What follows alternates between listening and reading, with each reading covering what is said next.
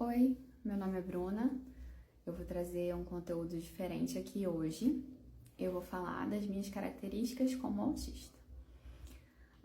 Eu tô com um computador ali para me ajudar, porque como eu também tenho TDAH, eu não ia conseguir me organizar e lembrar de tudo que eu tenho para falar na minha comunicação.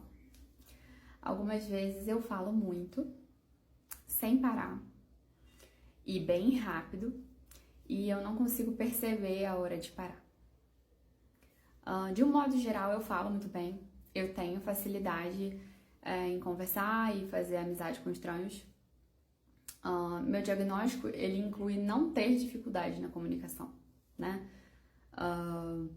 Eu tenho facilidade em falar, especialmente sobre os meus hiperfocos, né? Como nutrição e cães, que é o meu hiperfoco desde criança. Mas tenho dificuldade de me expressar sem formular antes o que eu quero dizer e sem ter tempo para organizar meus pensamentos ou expressar algo que eu estou sentindo, tá? Com relação à aprendizagem, eu não tenho deficiência intelectual, mas eu tenho um transtorno específico de aprendizagem com prejuízo na compreensão leitora e na matemática, o que me atrapalhou muito na escola, mas fui persistente. Deixa eu descer aqui para falar mais coisas. Uma característica que eu tenho que eu não sabia que era do autismo é a minha hiperempatia. E eu não gosto. Eu tenho hiperempatia, o que não é comum em todos os autistas. Além de eu me colocar no lugar do outro, eu sinto a dor do outro como se fosse minha e por vários dias, né? Eu tento ver o lado positivo disso, mas, por exemplo, eu não posso ver jornal, porque eu realmente entro em depressão. Algumas músicas me levam para depressão, então eu não consigo, a minha empatia ela é em excesso, né? Eu tenho rigidez cognitiva também, a minha rigidez cognitiva é com relação à injustiça. Eu tenho gatilho com isso, então não consigo aceitar a injustiça, e se eu presencio algum tipo de injustiça, eu posso acabar intervindo ou entrando em crise. E eu normalmente intervenho de uma maneira um pouco agressiva, porque eu já vou chegar lá, mas eu também tenho transtorno afetivo bipolar, que é um transtorno do humor, tá? Sou uma observadora nata. Desde criança eu observo as minhas amigas, procuro imitá-las. Por isso, e eu cito ainda um pouco isso, que eu sou uma Maria vai com as outras, né?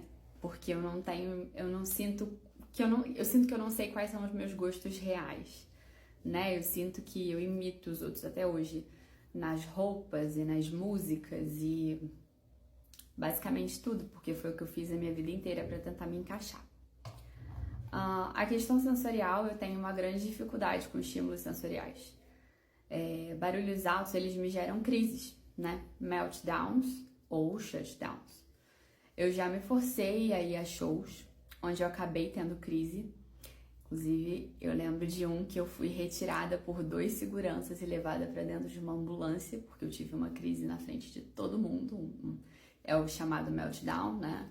Aquela crise bem típica, onde eu gritava, tentava me bater, aquela coisa bem típica do autismo. Em outros casos, eu ficava exausta quando eu chegava em casa e eu era incapaz de interagir socialmente na semana seguinte, nos dias seguintes, né? O que afetava a minha relação direta social com as pessoas, e algumas pessoas percebiam isso.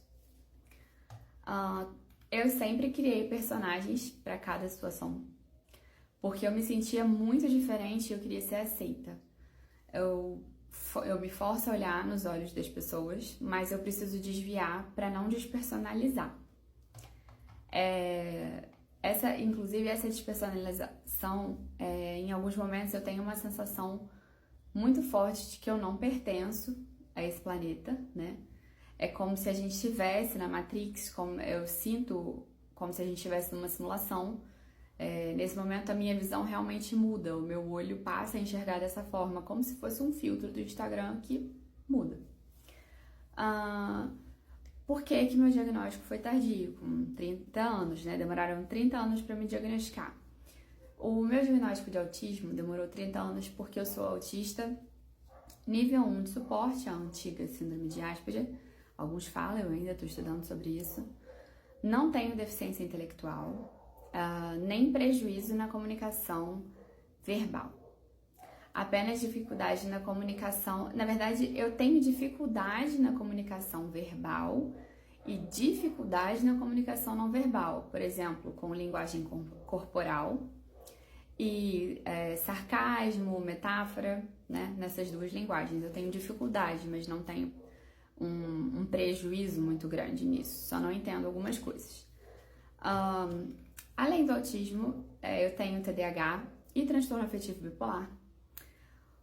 Que é um transtorno de humor e não tem cura. É importante lembrar que o autismo não é um transtorno, e sim uma deficiência. Meu cérebro ele é neurodivergente e funciona de maneira diferente do cérebro típico. O transtorno afetivo bipolar dificultou muito o meu diagnóstico de autismo devido a muitos anos de sintomas sobrepostos. Eu sempre ia no psiquiatra ou em mania ou em hipomania, ou numa depressão grave. Então foi bem difícil de conseguirem me diagnosticar. Agora, regulada do transtorno bipolar, que conseguiram fazer vários testes e vários exames que duraram alguns meses e conseguiram o diagnóstico de TEA nível 1 de suporte. Sobre os meus hiperfocos. Eu tenho hiperfocos que às vezes mudam, mas desde criança um deles sempre foi cães. Eu trago esse hiperfoco desde criança, né? Até era um sinal para minha mãe perceber que tinha alguma coisa diferente quando eu tava lá na escola latindo para as crianças sem querer brincar, né? Andando de 4 lá. Acho que era ali, né? Mas ela falou que era coisa de criança. Não culpo minha mãe. Tudo bem. Naquela época não se entendia muito sobre isso. Mas é realmente uma coisa que eu amo falar sobre, amo estudar sobre. Então, cachorro virou minha paixão. Cheguei a fazer medicina veterinária, mas por conta da dificuldade de aprendizagem, eu reprovei muitas vezes e desisti, né? Eu sempre senti que eu estava interpretando personagens, escondendo os meus pensamentos mais infantis para me encaixar. Eu sempre me senti muito mais infantil que as minhas amigas. Eu sempre achei que a idade que eu tenho 30 anos, eu falei isso, eu sempre achei que na minha cabeça eu não tenho 30 anos, eu não consigo entender a idade que eu tenho biológica, né? E perto das minhas amigas isso fica muito mais aparente, porque o jeito que elas falam, o jeito que elas pensam, e eu penso diferente, escondo e imito pra fazer igual. Eu tô me redescobrindo, eu tô aprendendo a ser eu mesma, apesar do medo de ser esquisita demais e de que as pessoas que eu amo deixem de me amar, porque esse foi um medo que eu tive, né? Que eu começasse a ser eu mesma e as pessoas ficassem tipo, caramba. Mas a maioria tá falando, que isso explica muita coisa.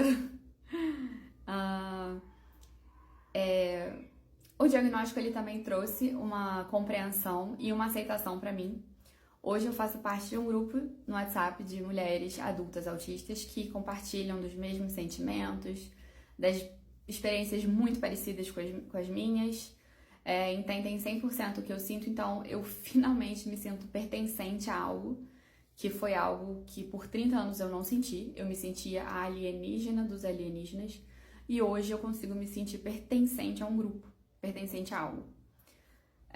Eu sou muito grata por esse diagnóstico e eu vim aqui compartilhar para conscientizar vocês.